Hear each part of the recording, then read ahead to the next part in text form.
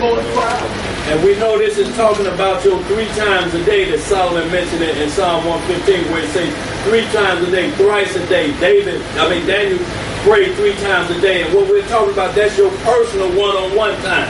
Where you go in the closet, if you driving west, don't be looking back in the back seat trying to drive and pray toward the east. You're going to cry. No, that's just considered meditation. But the 3 times that you take out of your busy day, so to speak, you go in your house like Matthew 6 say, go in your closet, close the door, and turn towards Jerusalem and have your one-on-one with the Father. This ain't like the Catholics when you go in there with a priest naked up under the robe listening to your secrets.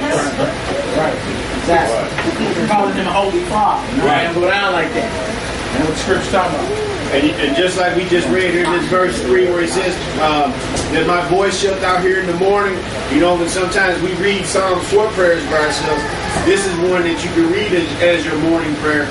And that verse 4, in chapter 4, you back it up. There's a prayer that about in the evening. And he says, I'll just give you verse 4.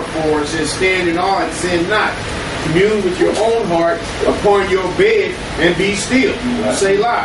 You can read this one as an evening prayer. That's right. And you see this one as being 4 in the evening starts the new day. Right. And this one is, like we said in 5, verse 3 saying, you're going to hear my voice in the morning. That's right. And understand, Selah means to meditate. Right. Or to check this out. Now think on that. Think, pause, meditate, reflect on it. That's what that means. All right, now we finna get into the topic at hand, y'all. Okay. Let's go to this Colossians chapter 2. We're going to get to these feasts, the holy days that the Most High God ordained coming up. The 7th month feast, and they all are foreshadows, prophetic shadow pictures of the return of Christ. That's why we rehearse and do that. You know, not under the old order through the veil of Moses. None of that. Knowing that all the feasts that God gave back in Leviticus all got to do with his son Christ. For being the unblemished lamb at Passover, to being the first fruits. All these are feasts that we keep. Down to the memorial blowing the trumpet, to the Day of Atonement, to the tabernacle, Feast of Tabernacle. All these are prophetic shadow pictures of what's going to happen in the future.